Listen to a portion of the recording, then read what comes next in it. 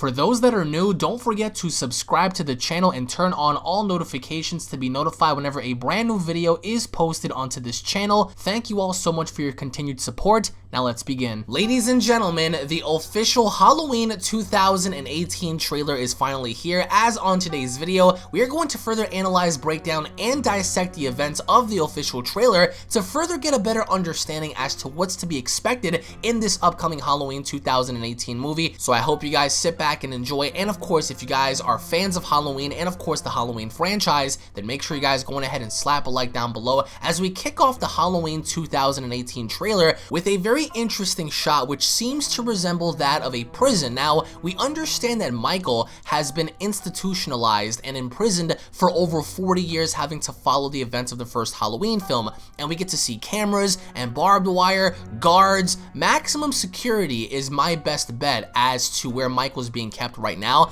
but more or less this looks to be that of a very highly kept place for criminals and people of that nature. As we further dive into the trailer, we have ourselves a group of reporters. Now, we also understand that these reporters are basically after Michael to basically get a better understanding as to what he had done 40 years ago on that fateful day, basically discussing the events of Michael's actions exactly 40 years ago. Now, as you guys can see here, we have smoke purge, doors 1 and doors 2 opening, so perhaps maybe this is going to be some sort of a shot where we see the security guards and or said reporters opening up the gates in order to speak to Michael Myers about said events 40 years ago. As very interestingly enough, we get to see, if you guys can tell based on the fingernails alone, it looks like a female character is the one opening up these doors. As we transition further into the trailer, we get to see how the lights are going off, and these two reporters seem to be very intrigued on speaking to Michael Myers about what he had done 40 years ago. So I am very curious to find out as to what kind of a role these two have in basically going further in speaking to Michael Myers and getting a better understanding of him. Now, we get to see cameras of what seems to resemble that of the prison yard and, you know, other places that are within the maximum security facility. Now, we also get to see a tape recorder, so they're obviously going to basically get a recording of Michael Myers potentially speaking. There is no confirmation of Michael even speaking in the film, but if he does, I'm sure that'll be a make or break moment for anybody out there who's a hardcore Halloween fan. So as we transition further into this trailer, we get a better understanding of the weapons that Michael used, which are, to Michael's credit, his signature weapons that he originally used in the Halloween films. Now, as we go forward in this trailer, we get to see how there are laceration marks, and we get to see reports of the crime case itself, as both of these reporters also reflect back on when Michael's psychiatrist, Dr. Loomis, also shot him on that fateful night, which of course you can't have a Halloween film without Dr. Loomis having to be included. So as we go forward in this trailer, we see document cases, we see photos of Michael's mask, and apparently enough, this looks like Michael Myers himself. Now, this is only making the assumption that this is perhaps Michael when he was captured on that fateful night during the events of Halloween 1, as of course I'm fairly certain that the prison system wouldn't keep a photo of a half-naked man if it's not the actual individual that was causing these said events many years ago. So assumingly enough, this is Michael Myers when he was basically institutionalized and basically captured. We see him facing the wall, doesn't want to look at anyone, he doesn't want to look at the cameras, and it pretty much gives off a very eerie vibe of who this individual is as we carry on in the trailer, and we finally get to see how there is a very interesting shot of an individual in handcuffs and chains, and this to me, be that as it may, this to me seems to resemble in going back to Rob Zombie's Halloween version of when Michael Myers was basically chained up and handcuffed, and that's what this initially reminded me of when I first saw this. Now again, that could be a good or bad thing depending on the overall direction, but we get to see Michael in basically chains and handcuffs, and he's being restrained as we get to see how, as we move forward in this trailer, the said reporters are now on this field. It's a very interesting field nonetheless because we see like these square boxes, and here we get to see how there's basically prison members and psychopaths all around the area, but the person in the middle is the person that they're here for, which in fact is Michael Myers. Now, as we carry on in this trailer, we also get to see how this individual, I believe, prompts Michael Myers in doing what's going to be done in this film, which later ultimately has Michael Myers walking the streets once more. And I'm going to go ahead and show you guys as to what he does. Now, this character, I do believe, is going to be responsible for Michael getting out, and here's why. Now, as the trailer continues, we see both of the reporters having to stumble across Michael, and even the dogs, because we get to see dogs here, even the dogs are very much well aware of Michael's presence. And that's because this individual, as I just said, is asking Michael, do you remember this? Michael, do you know what this is?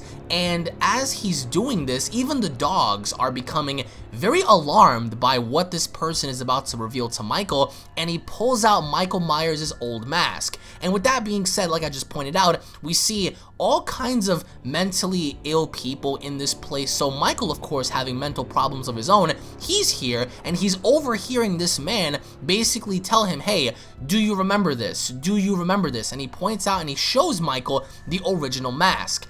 And that's when the dogs begin to go crazy, and I really do like this concept behind this person having to push Michael and asking him, hey, do you remember? Do you know what this is? And I'm not sure if Michael is going to turn around and say something, or even if we, the audience, are going to see Michael Myers' face, you know, for the second time. Not the first, but the second time, being that we saw his face originally in the first film. It's very interesting to me how these reporters are coming here just to get something out of Michael Myers. Now, with that being said, eerily enough, once the mask is basically pulled out, we get to see how each of the individuals outside are basically shaking their chains. They're really acting up as this man is holding up Michael's mask in front of him. Now, again, this is going to prompt Michael, I think, to do something extremely crazy, which of course we understand that he will, but a lot of people basically had questions on the mask itself and saying, well, you know, latex, I mean, kept around for 40 years, it wouldn't look like that. It would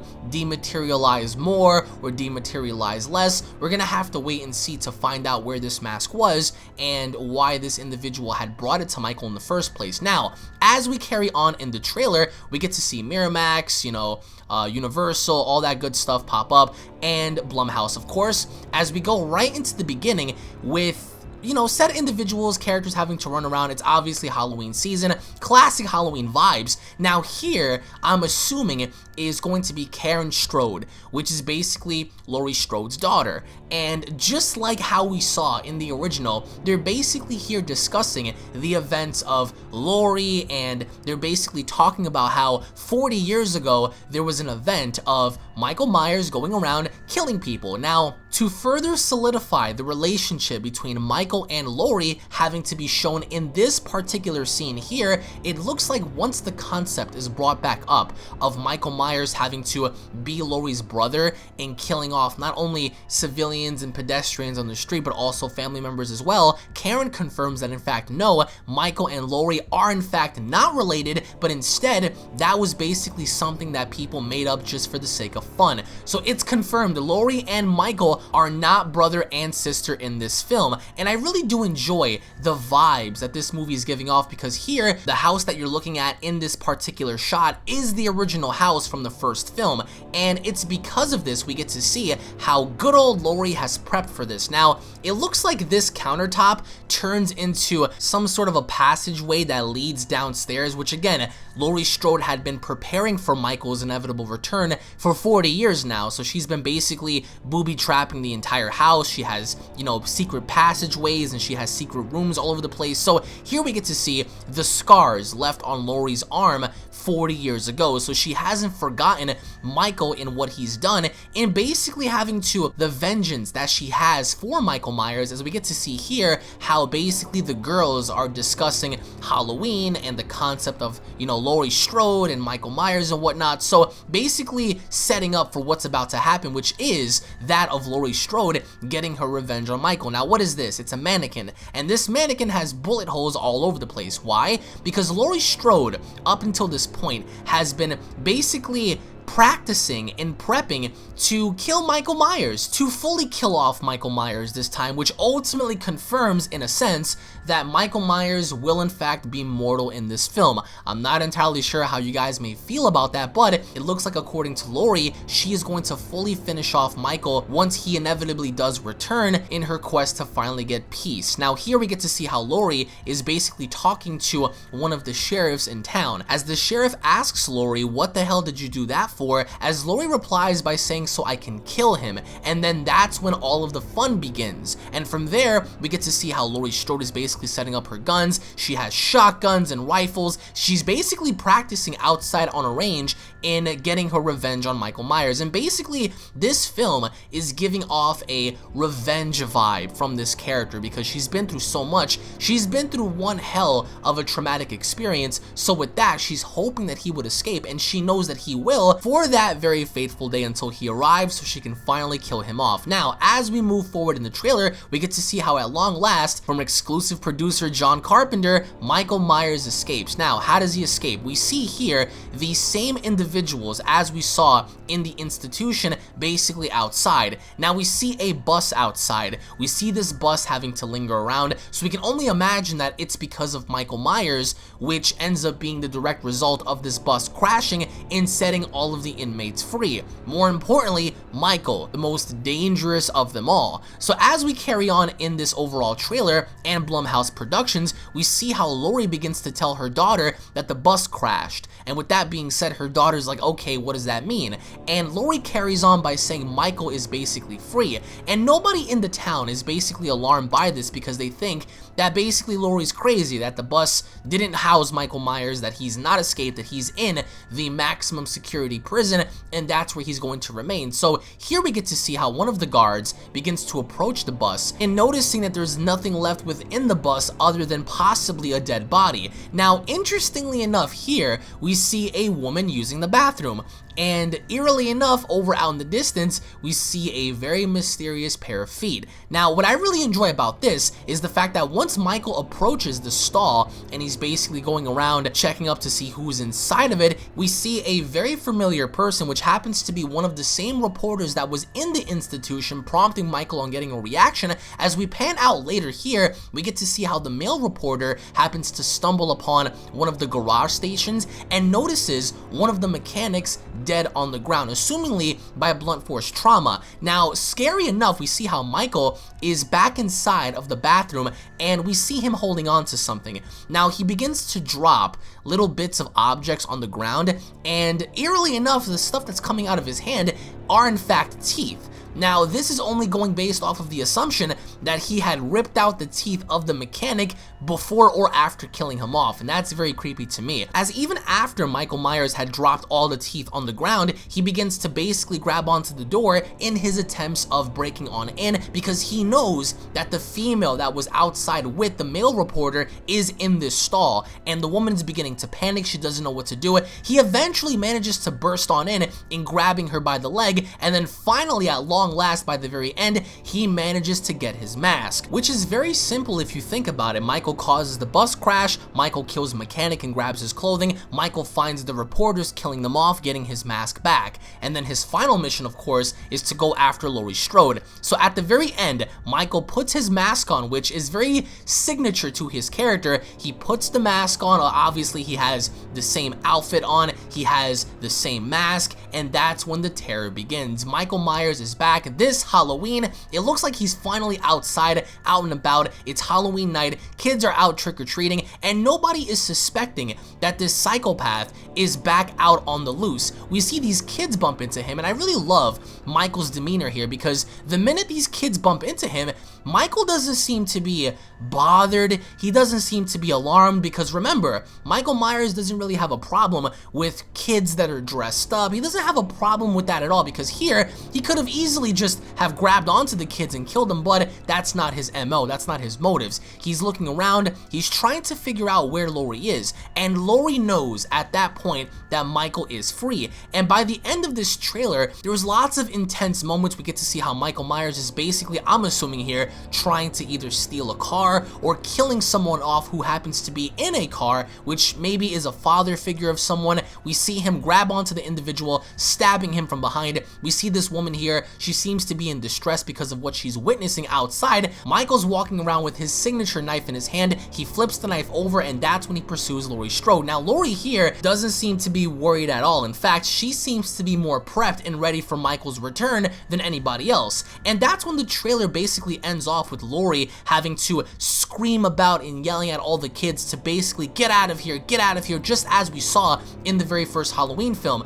And as Laurie Strode is telling all of these kids to basically move away and get away, she looks up at this building and she sees Michael's outline. She sees Michael's shadow, and as quickly as she did, she pulls out her gun and she attempts to basically shoot the building. She shoots the window in hopes that she killed Michael Myers. As you guys can see here, she's either paranoid that either is or is not Michael, because to her, everyone she's looking at now is a potential threat because she doesn't know where he might be. And here, maybe going based off assumption, she assumes that perhaps maybe Michael is in this building when maybe in fact he's not. So Laurie shoots him, nothing happens. Jamie Lee Curtis returns, and I really love the depth of this trailer because it brings you back to the original as she begins to question people and saying, do you believe that the boogeyman is real? And some people having to say no, so they ultimately think that, you know, Laurie's crazy for believing that Michael is free, or in fact he is the boogeyman to begin with. So the trailer basically closes off here with utter terror. We have people running around, people basically terrified out of their wits because Michael is going assumingly from home to home in his pursuit of Laurie Strode, and Laurie is out and about trying to look for Michael. And I'm only assuming here that this individual is going to remain alive because I'm only going off of the assumption that perhaps maybe he finds out what happens to his partner and what happens at the gas station, and he perhaps maybe helps Laurie Strode in their attempts of finally killing off Michael Myers. And I really love the end of the trailer as Michael comes into his signature pose. He's standing behind the doorway, and Laurie is basically in hot pursuit of trying to call out Michael and saying, Michael, where are you, Michael? And Michael, all around the town, he's walking around Haddonfield, he's looking for her as the trailer does ultimately come to a close. But I really do love the engagement at the very end as we get to see Laurie in her attempts of stabbing Michael Myers as the trailer closes off, with Laurie Strode having to ask everyone, do you believe? And this, as creepy as it is, we see this little boy, he's being tucked in his bed, and he basically tells this individual, hey, could you please close the closet door? So she's trying to close the closet door and it doesn't seem to close. So she closes it once, she closes it twice, she attempts to close it again, and as she's trying to close this thing, out of nowhere, Michael pops up. Michael pops up with a knife, and that's when the trailer comes to an end. So what can we get out of this trailer? For me, I'm personally excited because we haven't gotten a good legitimate film in a very long time, and this is supposed to be the direct successor to the first Halloween film. Now, disregarding Rob Zombie's Halloween version, this is supposed to be the direct sequel following the original. So what a lot of fans are really hoping for is to see a good Halloween film. And if you're a person that's going to basically crap on everyone's parade, at least watch the film and give it a good review and really analyze for yourself on whether or not you really enjoyed this before crapping on something that you haven't even seen yet. So this trailer to me was very, very good. It brings back a lot of the classic Halloween vibes. I'm not so sure if I like the whole prison mentality of there being a bunch of mentally ill people around Michael and Michael having to be shackled, basically bringing me back to the original, you know, very first Rob Zombie film, which I did not enjoy. So hopefully enough they do switch things around, and maybe this film is going to be the final chapter in the story between Laurie and Michael, as either one of them dies by the end or if not both. So in the end, guys, let me know what you all think down in the comment section below. Thank you all so much for watching, guys. Once again, if you guys cannot wait for this film, slap a like down below if you guys are excited, and of course, if you guys are new to the channel, hit that subscribe button, guys, and turn on all notifications for more Halloween videos like this. Tune back in for more. I am super stoked. Thank you all so much for watching, guys, once again, and I'll be seeing you all down in the comment section below. Have a great day, everybody. Peace.